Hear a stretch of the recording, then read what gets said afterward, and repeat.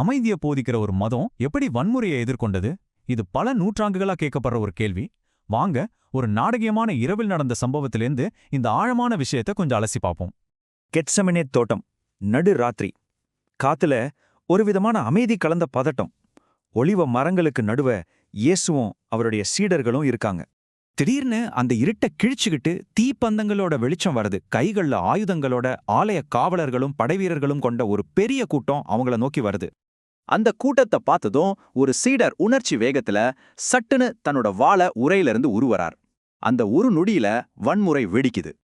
அந்த சீடர் வேற யாரும் இல்ல, சீமோன் பேதுரு தான். இயேசுவ காப்பாத்தணுங்கிற அந்த ஆவேசத்துல பிரதான ஆசாரியரோட வேலைக்காரனான மல்குவோட வலது காதை வெட்டிடுறார். ஆனா இயேசு செஞ்சதுதான் அங்க யாருமே எதிர்பார்க்காத ஒரு விஷயம்.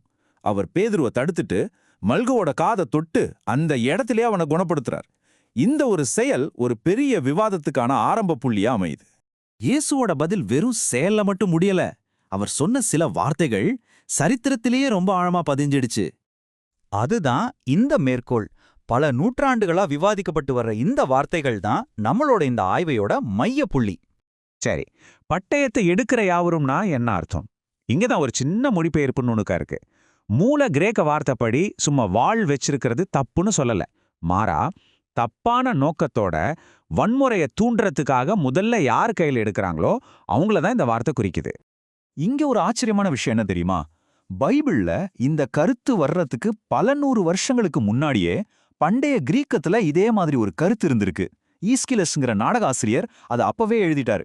இயேசுவோட இந்த வார்த்தைகள் வேற ஒரு விதமான போராட்டத்தை பத்தி பேசுது. அதாவது 2 வகையான ஆயுதங்கள் இருக்கு. அது என்னன்னு பாப்போம். ஒரு பக்கம் நாம பார்க்கிற உலகத்தோட ஆயுதங்கள், நேரடியான வாள், வன்முறை. இன்னொரு பக்கம் ஆவிக்குரிய ஆயுதங்கள், அதாவது தேவனுடைய வார்த்தை, சத்தியம், அன்பு, நல்லது செய்யறது மாதிரி விஷயங்கள். அப்போ இந்த ஆவிக்குரிய போர் எங்க நடக்குது? அது வெளியில இல்ல, நமக்குள்ள, நம்ம மனசுக்குள்ள நடக்கிற ஒரு போராட்டம். நம்ம மனசுல இருக்கிற தப்பான எண்ணங்கள், பயம், பெருமை மாதிரியான விஷயங்களுக்கு எதிரான ஒரு போர் தான் இது. சரி, கெத்செமனே தோட்டத்துல ஆரம்பிச்ச அந்த ஒரு சின்ன சம்பவம் காலப்போக்குல போர் பத்தின 4 விதமான கிறிஸ்தவ பார்வைகளை எப்படி மாறுச்சுன்னு இப்ப பார்க்கலாம். பல நூற்றாண்டுகளா கிறிஸ்தவ சிந்தனையில 4 முக்கியமான கண்ணோட்டங்கள் உருவாகியிருக்கு. அது என்னன்னா, சமாதான கொள்கை, எதிர்ப்பின்மை, நீதியான போர், அப்புறம் தடுப்பு போர். முதல்ல சமாதான கொள்கை. இது ரொம்ப நேரடியானது.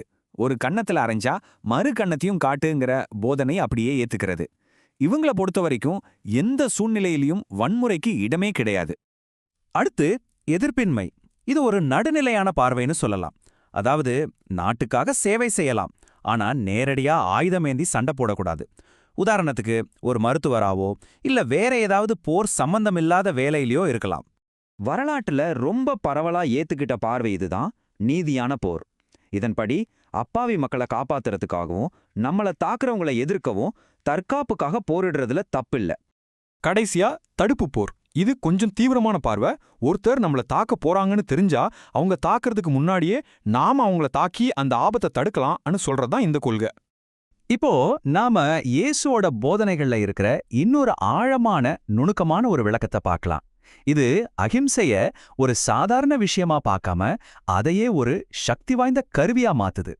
மறுகண்ணத்தையும் காட்டுங்கிறதுக்கு பின்னாடி இருக்கிற அர்த்தம் புரியணும்னா நாம அந்த காலத்து சூழலை புரிஞ்சுக்கணும். அப்போ வலது கண்ணத்துல பின் கையால அறையிறதுங்கிறது வெறும் அடி இல்ல, அது ஒரு பெரிய பொது அவமானம், ஒருத்தரோட கௌரவத்தையே குலைக்கிற செயல். அப்போ இப்படி ஒருத்தர் உங்களை அவமானப்படுத்தினா இயேசு சொல்ற 3வது வழி என்ன? முதல் படி, பதிலுக்கு வன்முறைய கையில எடுக்காதீங்க. 2வது படி, அவமானப்பட்டு ஒடுங்கி போகாதீங்க. 3வது படி, இது 2க்கும் பதிலா தைரியமா ஆனா அகிம்சை வழியில பதிலடி கொடுங்க. இங்கதான் விஷயமே இருக்கு. மறுகண்ணத்தை திருப்புறதுங்கிறது சரணடையறதில்ல. அது ஒரு விதமான தைரியமான எதிர்ப்பு.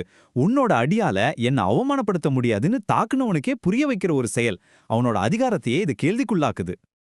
இப்போ உங்களுக்கு புரிஞ்சிருக்கும்னு நினைக்கிறேன். பேதுரு வாட உருவனப்போ அவர் இந்த உலகத்தோட வன்முறைங்கிற விளையாட்டுக்குள்ள போயிட்டார். ஆனா இயேசுவோ அந்த விளையாட்டுக்கு அப்பாற்பட்ட ஒரு 3வது வழியை காட்டினார். அப்போ உண்மைங்கிற விஷயத்த வன்முறையால பாதுகாக்க தேவையில்லை, ஆனா அதை நம்ம வாழ்க்கையில வாழ்ந்து காட்டணும்னா இது நம்ம எல்லாருக்குமான ஒரு கேள்வி. நீங்க உங்க கையில எந்த வாளை ஏந்திட்டு இருக்கீங்க?